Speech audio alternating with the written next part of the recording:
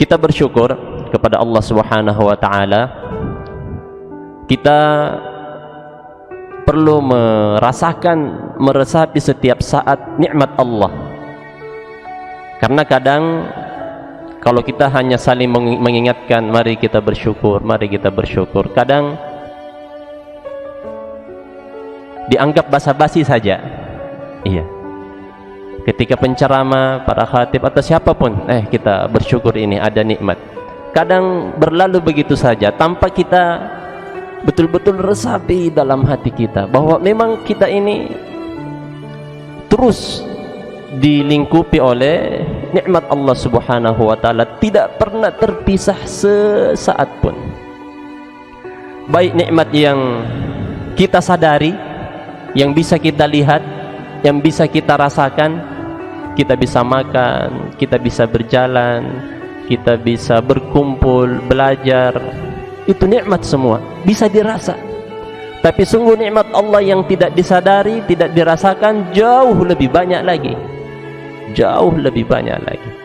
Sehingga betul kalau di dalam Al-Quran disebutkan bahwa wa in ta'uddu ni'matallahi la tuhsuha, jika nikmat Allah itu kalian mau hitung, la tuhsuha, kalian tidak akan pernah bisa mendetailkan ya nikmat-nikmat Allah.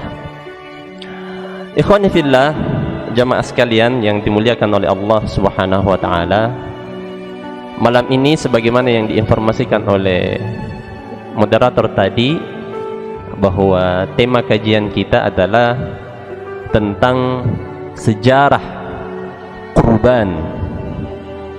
Walaupun kalau tadi disebutkan nanti di malam ketiga baru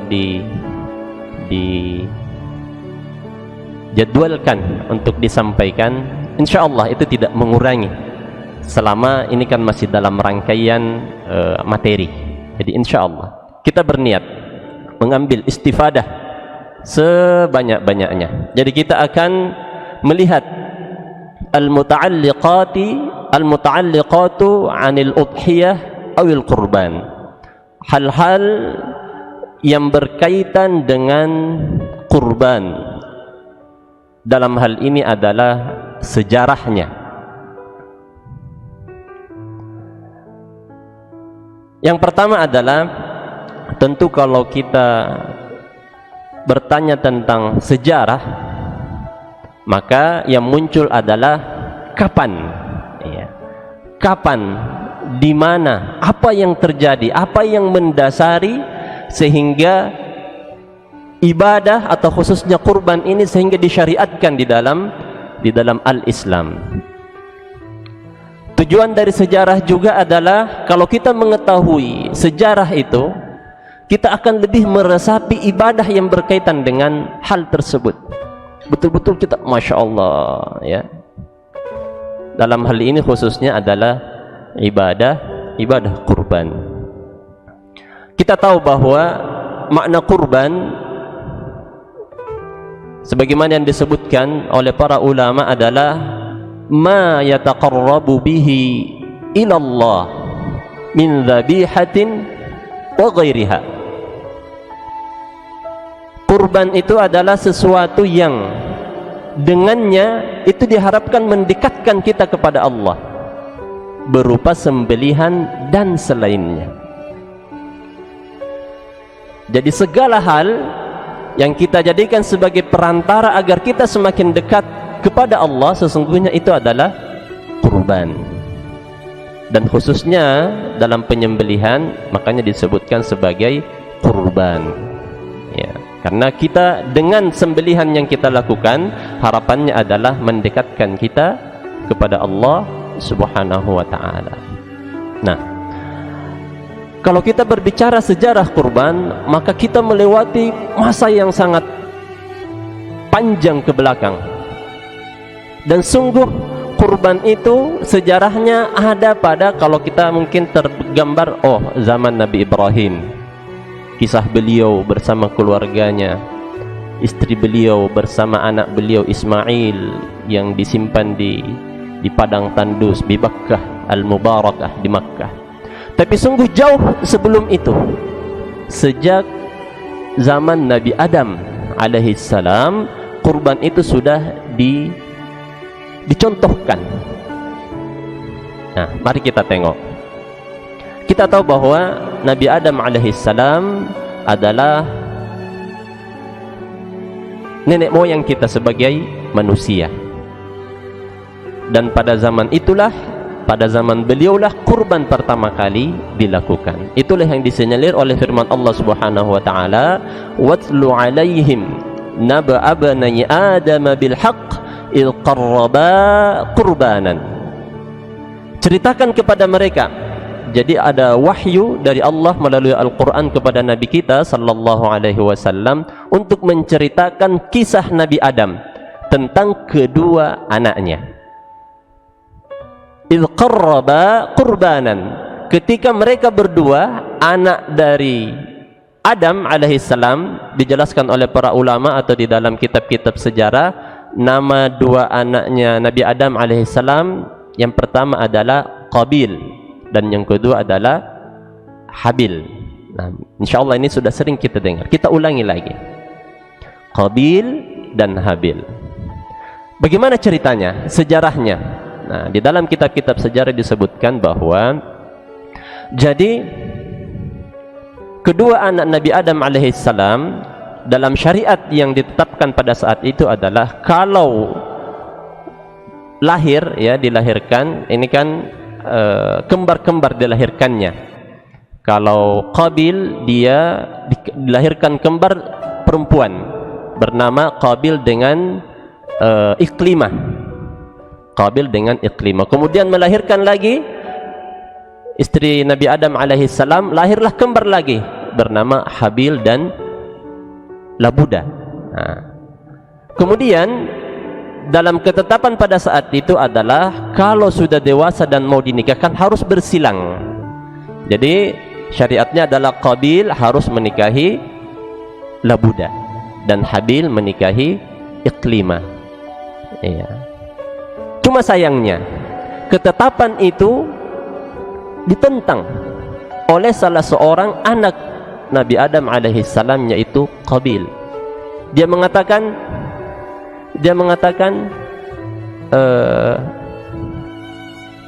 ana ahaqqu bi ukhti, saya ini lebih berhak dengan saudara perempuanku, karena memang ternyata saudara perempuan Qabil ini disebutkan lebih cantik begitu.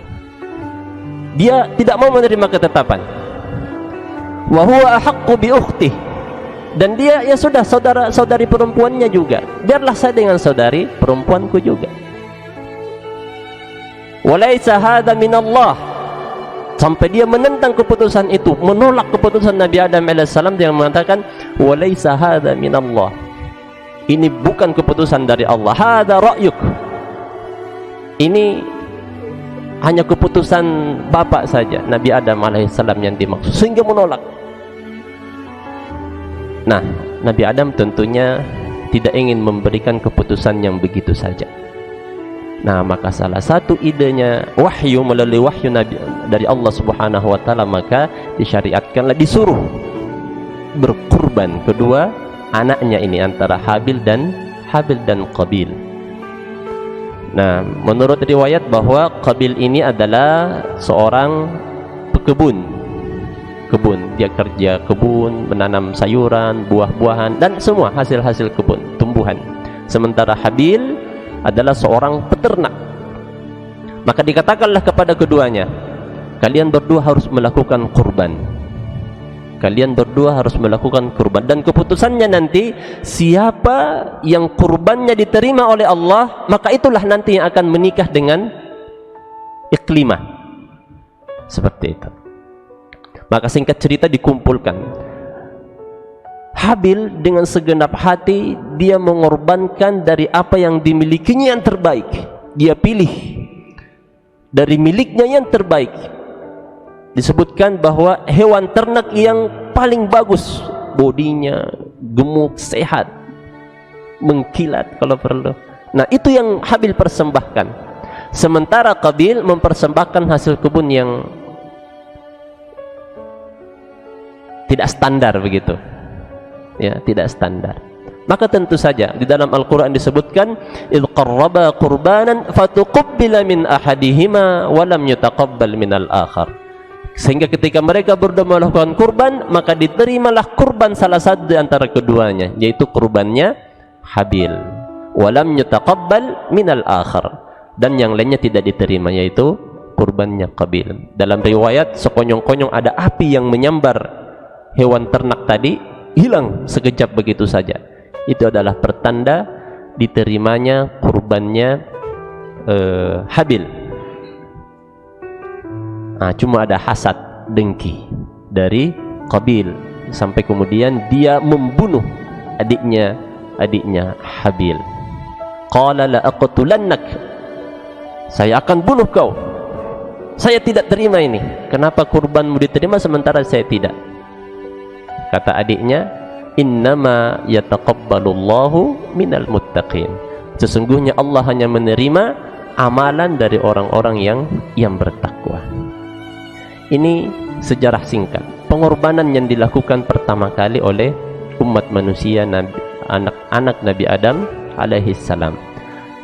Dari sini sudah kita mengambil sebuah hikmah yang besar, bahwa memang pengorbanan itu, sebagaimana disebutkan bahwa pengorbanan itu adalah hal yang harus dilakukan segenap hati. Kita berikan yang terbaik, itulah kurban. Kalau tidak sepenuh hati, bukan yang terbaik, sesungguhnya bukan kurban namanya. Ya, bukan kurban. Itu adalah bukti kecintaan kita kepada Allah Subhanahu wa ta'ala.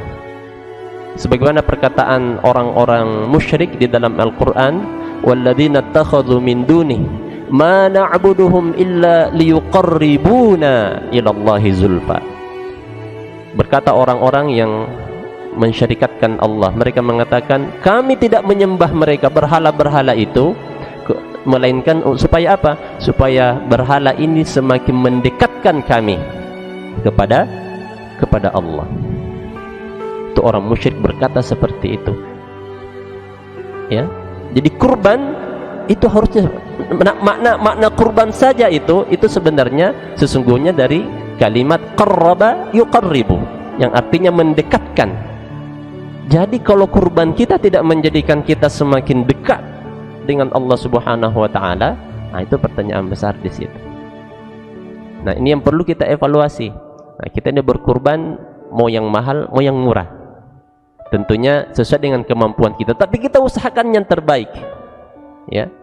Semakin baik, insya Allah pahalanya akan semakin besar. Lan tanalul birra hatta tunfiqu mimma tuhibbun. Kalian tidak akan mendapatkan kebaikan sampai kalian menginfakkan dari apa yang kalian miliki, itu memang yang kalian cintai, yang terbaik. Ya. Ini kisah anak Adam alaihissalam sebagai peristiwa pengorbanan pertama, yang tentunya banyak ibrah di situ.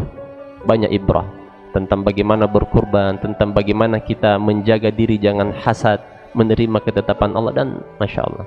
Jadi memang sejarah, kalau kita menceritakan sejarah, salah seorang ahli pendidikan mengatakan kita tidak usah jangan membatasi poin-poin ibrah yang bisa kita ambil dari hikmah sejarah. Biarkan kita mendengarkan, kita teruskan hikmah-hikmah yang bisa kita ambil, kita tadabburi, masya Allah. Itu akan ada hikmah yang bisa kita ambil dari sejarah-sejarah yang kita dengarkan. Itu seperti itu. Baik. Itu adalah kisah pengorbanan sebagai kisah pengorbanan anak Adam alaihissalam sebagai tonggak sejarah terjadinya pengorbanan. Dalam rentang waktu yang panjang tersebut, sesungguhnya kurban itu dilakukan di setiap zaman dengan bentuknya yang berbeda-beda. Itu kita pahami dari sejarah-sejarah zaman dahulu orang-orang. Dan orang berkurban itu tentunya hanya ada dua saja pendorongnya. Ada yang karena hawa nafsu, artinya apa? Tidak mengikuti petunjuk Allah Subhanahu wa ta'ala. Yang kedua adalah dengan petunjuk Allah Subhanahu wa ta'ala. Itulah yang sesuai dengan syariat agama yang diturunkan melalui nabi-nabi Allah Subhanahu wa taala. Jadi kalau kita melirik sejarah, sesungguhnya kurban itu adalah semacam naluri, ya. Kurban itu adalah naluri manusia. Jadi ada semacam dorongan dari dalam, dorongan alami, bahwa kalau kita ingin mendapatkan sesuatu yang lebih baik, ada hal yang harus kita korbankan. Atau kalau kita ingin menjaga diri kita dari hal-hal yang tidak baik, kita harus berkorban, mengorbankan sesuatu. Itu sudah nalurinya itu. Maka kaum-kaum yang tidak berdasarkan petunjuk, mereka melakukan pengorbanan yang luar biasa. Ritual pengorbanan dengan mengorbankan nyawa, baik itu hewan sampai manusia, mereka korbankan, ya. Itu terjadi di berbagai macam kaum, bangsa, ya. Cina kalau dalam sejarahnya, Romawi, kaum Maya, itu mereka melakukan pengorbanan supaya mereka terhindar dari mara bahaya, supaya mereka hidupnya aman, dan lain-lain. Itu motivasi mereka. Jadi secara naluri itu dilakukan untuk mendatangkan kebaikan. Cuma tentunya melanggar, keluar dari syariat Allah Subhanahu wa taala. Begitulah. Jadi pengorbanan itu sesungguhnya setelah Nabi Adam alaihissalam, dalam kurung waktu yang kita tidak ketahui, itu senantiasa terjadi itu ritual pengorbanan. Ada yang dibuang ke laut, ada yang dibuang ke sungai, dibakar, dan seterusnya, berbagai macam bentuk. Nah, kita sampai kepada zaman Nabi Ibrahim alaihissalam sebagai tonggak penetapan syariat kurban dalam Islam. Yang saya ingin ini kan, tentunya kita sering mendengarkan sejarah pengorbanan yang Nabi Ibrahim alaihissalam lakukan bersama anak beliau. Tapi saya ingin mengajak kita untuk merenungkan satu hal atau beberapa hal mengenai hal tersebut. Yang pertama adalah, mari kita melihat pribadi sosok Nabi Ibrahim alaihissalam. Siapa beliau? Bagaimana beliau? Ya. Beliau disebut sebagai Abul Anbiya, bapaknya para nabi. Itu tidak main-main. Beliau diangkat oleh Allah Abul Anbiya, Khalilullah, kekasihnya Allah. Kenapa? Karena beliau memiliki sosok yang luar biasa. Ya. Beliaulah yang disebutkan di dalam Al-Quran untuk contoh tauhid, pengesaan, penghambaan kepada Allah Subhanahu wa taala. Beliaulah yang senantiasa disebut. Ya. Kenapa? Itu kuncinya, bahwa ternyata untuk jadi bagaimana beliau menjadi tonggak sebuah penetapan syariat, karena memang beliau memiliki karakter yang luar biasa untuk kita jadikan contoh, kita jadikan panutan dari Nabi Ibrahim alaihissalam. Bagaimana beliau sejak kecil? Dalam riwayat disebutkan Nabi Ibrahim alaihissalam lahir di masa-masa, pada saat itu hidup di masa kerajaan, yang mana kerajaan mempunyai kebijakan, saking bobroknya suasana lingkungan pada saat itu, bahwa kalau laki-laki lahir dibunuh karena raja tidak mau diganti. Maka kedua orang tua Nabi Ibrahim mengusahakan bagaimana Nabi Ibrahim ini tidak dibunuh. Maka mereka kemudian pergi ke tempat yang terpencil, hidup jauh dari keramaian, dan disitulah Nabi Ibrahim alaihissalam tumbuh. Bahkan dalam riwayat lain, di mana tidak ada orang lain, sehingga fitrah Nabi Ibrahim itu tumbuh. Fitrah Nabi Ibrahim alaihissalam tumbuh dengan sendirinya secara alami. Naluri manusia fitrahnya adalah menyembah Allah, menyembah zat yang satu. Sehingga disebutkan di dalam surah Al-An'am itu, bagaimana Nabi Ibrahim alaihissalam melihat, falamma janna alaihi al-lailu ra'a kaukaba, dia melihat bintang. Wah, ini mungkin yang berkuasa ini. Akan tetapi falamma afal, tatkala bintang itu sudah hilang, tenggelam, bukan, tidak mungkin Tuhan hilang begitu saja. Falamma ra'al qamara bazighan qala hadza rabbi. Dia mengatakan, oh, setelah melihat bulan, ini mungkin Tuhan. Tapi begitu hilang, bukan juga. Bukan juga. Melihat matahari, falamma ra'a asy-syamsa bazighatan qala hadza rabbi hadza akbar. Ini mungkin ini, wow, luar biasa. Ini kayaknya. Dan memang naluri itu ada. Maka ada penyembah matahari, penyembah bulan, penyembah bintang ada. Karena itu naluri pencarian manusia untuk menyembah satu zat. Tapi Nabi Ibrahim sejak muda memang dibekali kecerdasan memilih, ini bukan, tidak mungkin. Itulah Nabi Ibrahim. Sehingga beliau mengatakan, inni bari'um mimma tusyrikun. Saya bukan, ini bukan Tuhan ini. Saya berlepas diri dari itu semua. Sampai kemudian diberikan wahyu oleh Allah Subhanahu wa taala. Beliau punya kecerdasan yang luar biasa ketika berdebat dengan Namrud, Raja Namrud waktu itu. Ya. Ketika beliau itu di dalam kitab sejarah disebutkan, buku sejarah disebutkan bahwa beliau menghancurkan berhala-berhala kaumnya pada saat masih muda, berani mengobrak-abrik itu patung-patung, dia hancurkan semua, dia sisakan yang paling besar, kemudian kapaknya itu dia simpan di lehernya patung yang paling besar. Ya. Sampai ketika ditanya, apakah engkau yang melakukan ini ya Ibrahim? Ha anta fa'alta hadza bi alihatina ya Ibrahim? Apakah engkau yang sudah melakukan menghancurkan ini? Apa kata Ibrahim? Bal fa'ala kabiruhum hadza. Yang lakukan ini yang besar. Kalau tidak percaya tanya nih. Saking pintarnya. Kalau tidak percaya, bukan saya, itu saja. Itu yang melakukan yang paling. Lihat saja ada kapak di situ. Secara naluri kaumnya tersadar, bagaimana mau ditanya? Berbicara saja tidak bisa. Walaupun pasti secara logik tidak mungkin dia lakukan. Namanya patung mati. Tapi Nabi Ibrahim sudah mempunyai kecerdasan, memiliki kecerdasan untuk berdebat dengan kaumnya, dengan memakai logika. Masya Allah, beliau adalah orang yang cerdas. Ya. Kemudian sampai kita tahu bagaimana pengorbanan beliau sebelum penyembelihan Nabi Ismail. Ya. Bagaimana beliau membangun sebuah keluarga yang luar biasa. Beliau menikah istri pertamanya dengan Hajar, Siti Hajar. Sarah ya, Siti Sarah, istri pertamanya. Yang kedua adalah Siti Hajar, ibunya Nabi Ismail alaihissalam.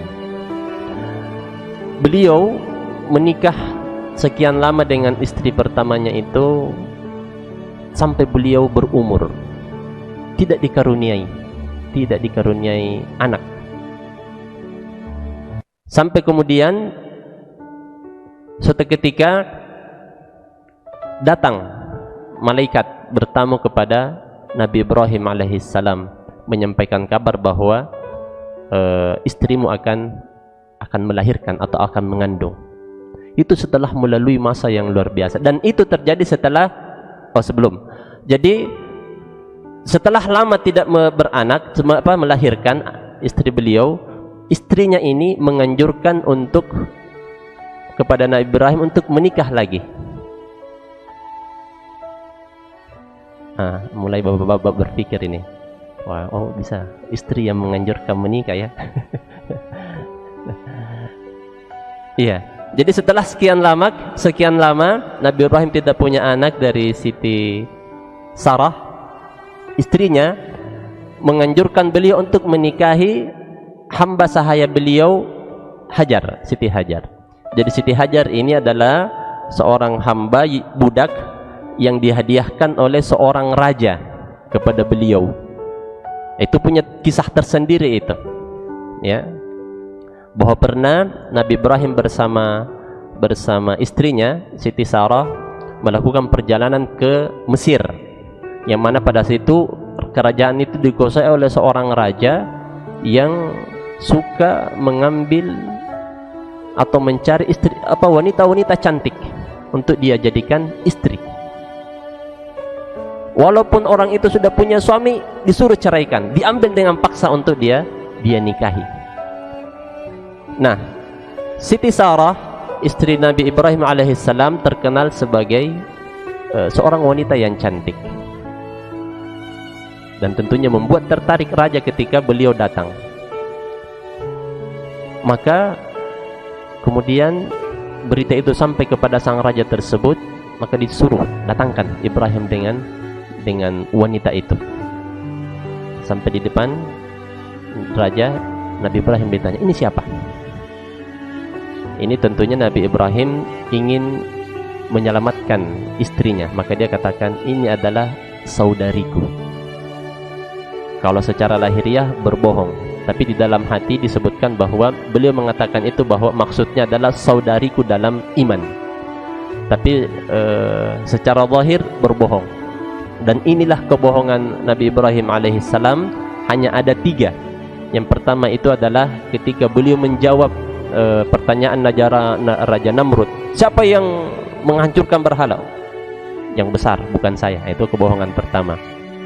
Yang kedua ini, ya, ketika ditanya ini siapa? Ini adalah saudariku, ya. Ini adalah saudariku.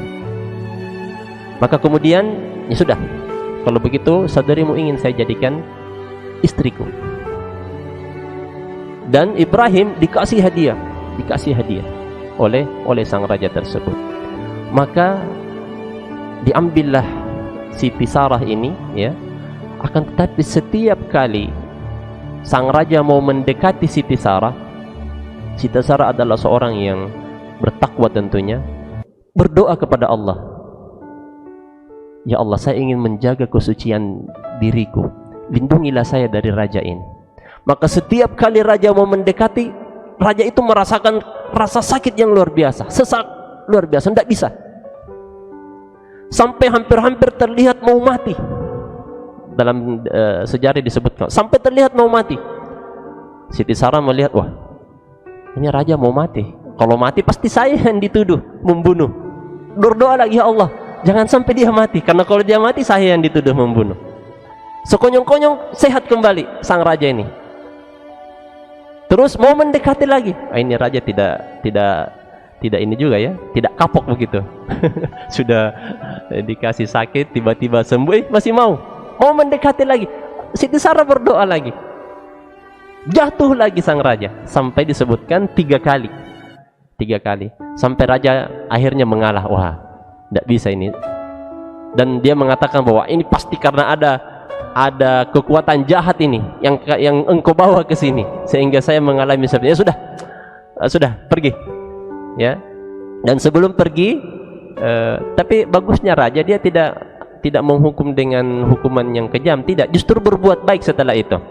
Jadi Siti Sarah dibebaskan sambil diberikan budak, dan budaknya itulah Hajar. Dan budak Siti Hajar ini adalah budak pilihan. Jadi memang kebiasaan raja-raja dulu, kalau kita membuka raja-raja, cerita-cerita raja itu, mereka memang mempunyai istri yang banyak, selir-selir yang banyak, istri-istri puluhan sampai ratusan. Jadi memang kalau berbicara tentang istri banyak, jangan kita terlalu ini terhadap aturan Islam. Ini Islam kok membolehkan? Justru Islam sebenarnya datang membatasi. Yang dulunya puluhan, ratusan, Nabi Daud alaihissalam saja disebutkan sampai 90 istri beliau. Jadi kalau hanya 2 itu sedikit. Kalau 2 itu hanya sedikit, 3, 4. Jadi Islam datang itu 4 saja, ya. Walaupun sampai sekarang kalau kita masih tabu, ya, kalau 4. Tapi ada momennya mungkin 4 itu menjadi biasa. Nah, ketawa setelah lagi. Masya Allah. Seperti itu. Hanya dibebaskan dan dikasih seorang budak. Nah, itulah Siti Hajar. Maka singkat cerita, sebagaimana kisah yang kita sebutkan tadi, sekian tahun setelah menikah dengan Ibrahim tidak dikaruniai anak, maka beliau menyarankan untuk menikahi Hajar. Nah, maka menikahlah Ibrahim dengan Hajar. Tidak berselang lama setelah itu, Siti Hajar mengandung. Dan itulah Ismail, Nabi Ismail alaihissalam. Ya, Nabi Ismail. Cuma tentunya awalnya disebutkan bahwa kedua istri ini tinggal bersama-sama satu rumah lah begitu. Tapi naluri seorang wanita tentunya wah, cemburu, tentunya ada kecemburuan secara naluri manusiawi. Maka dia meminta kepada Nabi Ibrahim agar membawa Siti Hajar, memisahkan dia. Ya, memisahkan Siti Hajar dari Siti Sarah supaya tidak cemburu. Maka disitulah dimulai perjalanan Nabi Ibrahim alaihissalam membawa istri beliau Hajar ke sebuah tempat yang kalau disebutkan di dalam Al-Quran itu biwadin ghairi dhi dhar'in, di sebuah tempat yang sebuah lembah. Jadi sebuah lembah itu gunung-gunung di pinggir, kemudian di tengah-tengah, ya, di tengah-tengahnya di antara gunung-gunung. Disitulah beliau berjalan.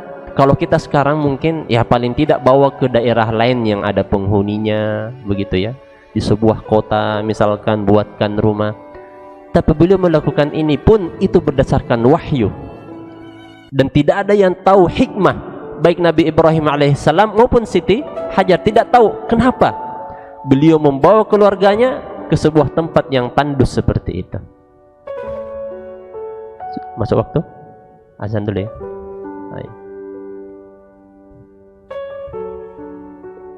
Oh belum. Dikasih tanda saja kalau sudah masuk, insyaallah.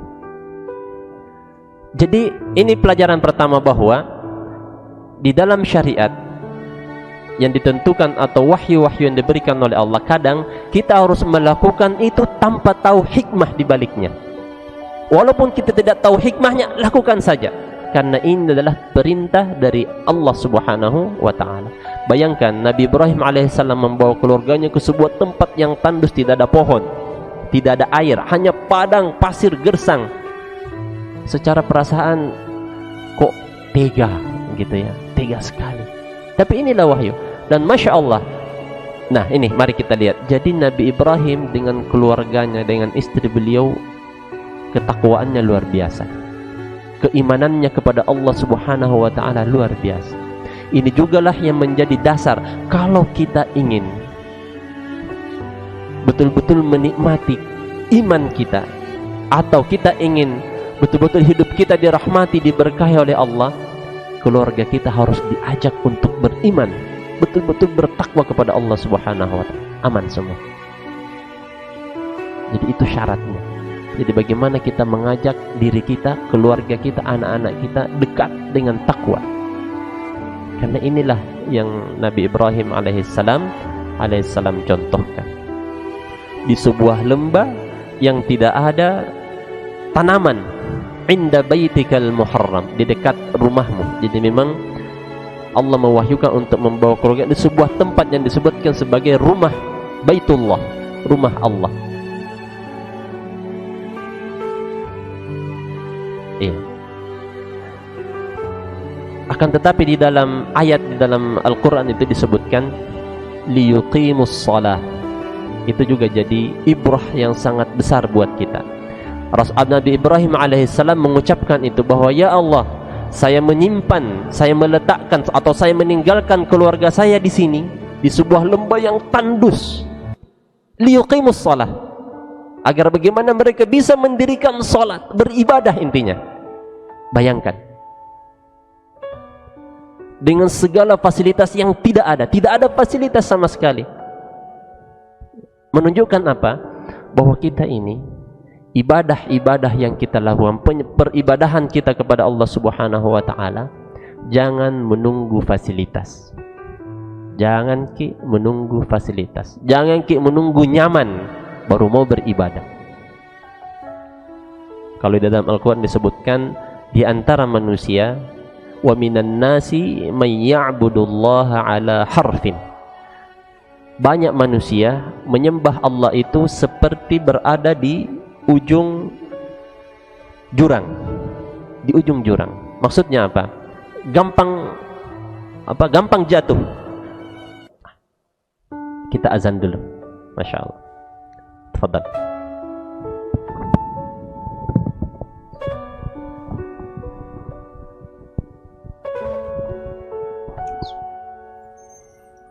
Allahu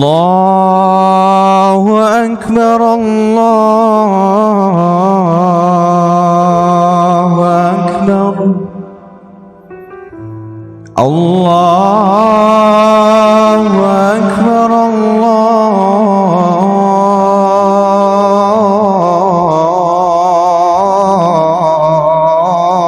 Akbar. Ashhadu an la ilaha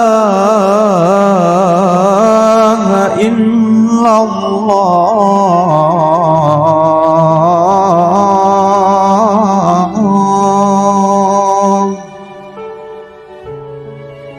Ashhadu an la ilaha illallah.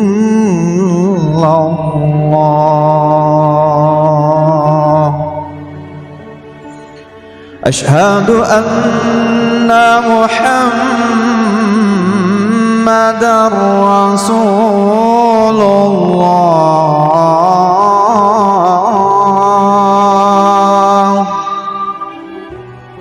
Ashhadu anna Muhammadar Rasulullah.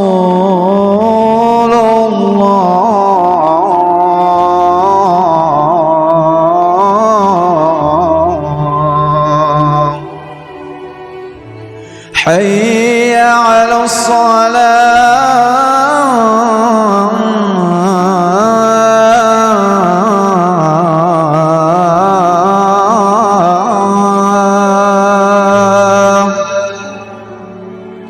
Hayya 'ala as-salah.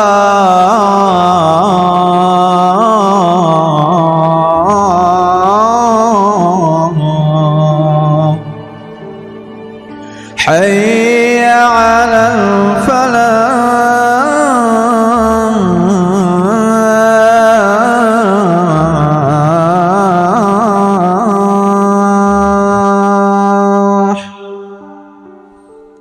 Hayya 'ala al-falah.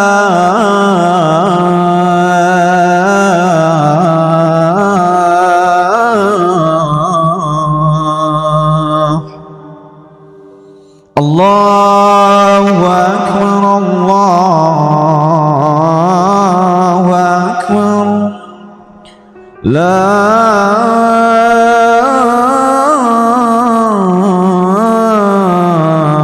ilaha illallah. La ilaha.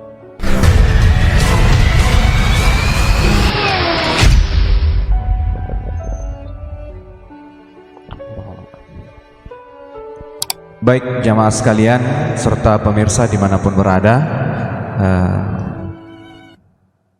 setelah kita mendengarkan lantunan azan, maka selanjutnya akan kita mendengarkan lanjutan materi. Lalu kemudian setelah itu lanjut sesi tanya jawab sebelum kita melaksanakan sholat isya secara berjamaah. Kesempatan kedua kami persilahkan kepada Ustadz Ridwan. Iya, kita lanjutkan sedikit tentang sejarah ya, sejarah kurban. Jadi setelah beliau menyimpan keluarganya di padang tandus di Makkah ya. Kemudian disitulah terjadi Siti Hajar bolak-balik setelah ditinggalkan oleh Nabi Ibrahim, bolak-balik mencari air, dan itu terjadi antara Safa dan Marwa, dan akhirnya disyariatkan sebagai salah satu rukun ibadah haji. Kemudian pada saat-saat genting seperti itulah Allah memberikan jalan keluarnya lewat hentakan kaki Nabi Ismail alaihissalam, sehingga keluarlah air Zam-Zam ya, air Zam-Zam yang diketahui itu adalah air yang melalui penelitian air yang paling baik, mineral yang terkandung di dalamnya. Masya Allah. Singkat cerita, Mekah ini dengan, kalau di padang pasir itu kalau ada mata air itu adalah oase yang luar biasa, dan orang-orang datang akhirnya berkumpul di situ, tinggal di situ, dan akhirnya menjadi sebuah kota yang luar biasa, yang tadinya padang tandus. Dan diriwayatkan bahwa Nabi Ibrahim alaihissalam adalah seorang yang mempunyai kekayaan yang banyak, makmur. Sampai diriwayatkan dalam kitab, disebutkan dalam kitab Mishkatul Anwar bahwa beliau sampai memiliki 1000 ekor domba. Wah, itu 1000 tidak kebayang, miliuner kalau sekarang ya, miliuner, lebih dari miliuner ya. Bahkan sampai kalau digabung semua dari berbagai macam jenis hewan ternak yang beliau miliki, disebutkan sampai 12.000 kurang lebih hewan ternak yang beliau miliki ya. Maka suatu ketika beliau ditanya, ini punya siapa ini semua ini, hewan ternak sebanyak ini? Beliau mengatakan, ini adalah milik Allah, yang kebetulan pada saat ini diamanahkan menjadi milik saya, dan itu semua akan saya korbankan kalau Allah minta. Sampai kalau saya punya anak pun Allah minta saya kasih. Nah, inilah yang menjadi dasar perkataan beliau, inilah yang dijadikan dasar untuk menguji beliau, sehingga betul bahwa ketika Nabi Ismail alaihissalam sudah besar, disebutkan sekitar usia 6-7 tahun begitu, lagi Masya Allah, lagi anak-anak kita lagi menggemaskannya, tiba-tiba turun wahyu. Untuk apa? Untuk mengorbankan, menyembelih Nabi Ismail alaihissalam, seorang anak kecil yang lagi lucu-lucunya. Sebagaimana yang disebutkan di dalam Al-Quran bahwa Nabi Ibrahim alaihissalam bertanya kepada anaknya, ya bunayya, ini luar biasa ini, wahai anakku, inni ara fil manami anni adhbahuk, saya bermimpi bahwa saya diperintahkan oleh Allah untuk menyembelihmu. Fanzur madza tara, bagaimana pendapatmu wahai anakku? Masya Allah. Kalau anak sekarang jangan ditanya, wah sembarantong kita bilang, bapak masa mau disembelih kah? Walaupun tentunya beda syariat ya, beda syariat. Syariat pada zaman-zaman sebelum Nabi kita, syariat Islam datang, memang ada kadang-kadang syariat yang tidak masuk logika, tidak logis untuk syariat kita pada saat ini. Jadi jangan kita bertanya, wah memang karena syariat pada saat itu masih dianggap boleh, wajar. Ketika wahyu datang, potong anak, potong, kita persembahkan. Sehingga seperti itu dia ajak anak. Itu juga tanda bahwa Masya Allah, Ismail sejak kecil itu berarti sudah memiliki karakter yang luar biasa, dididik dengan keyakinan yang luar biasa. Ya bapakku, kalau memang itu perintah Allah, if'al, lakukan misalnya bapak, jangan ragu. Bahkan disebutkan awalnya Nabi Ibrahim mengikat tangan anaknya supaya tidak bergerak begitu ya, menutup mata, sampai beliau ragu. Akhirnya Nabi Ismail, lepas ikatanku, saya tidak akan bergerak, saya tenang, pasrahkan. Nah, pada saat itulah ketika Nabi Ibrahim alaihissalam, dalam riwayat itu ada yang mengatakan sudah menyembelih tapi kok tidak makan-makan. Ada juga yang menyebutkan pas mau, tiba-tiba malaikat datang menggantikan Ismail dengan seekor domba yang besar. Wa fadainahu bidzibhin 'azim. Seperti itu. Dan itulah yang menjadi dasar syariat kurban dilakukan di dalam syariat Islam. Kita contoh dari beliau dengan memotong hewan kurban pada bulan Dzulhijjah, 10 Dzulhijjah sampai hari-hari tasyrik. Para jamaah sekalian, saya kira itu sejarah ringkas. Nah, untuk lebih detail, kalau kita ingin lebih tahu, silahkan kita buka buku sejarah-sejarah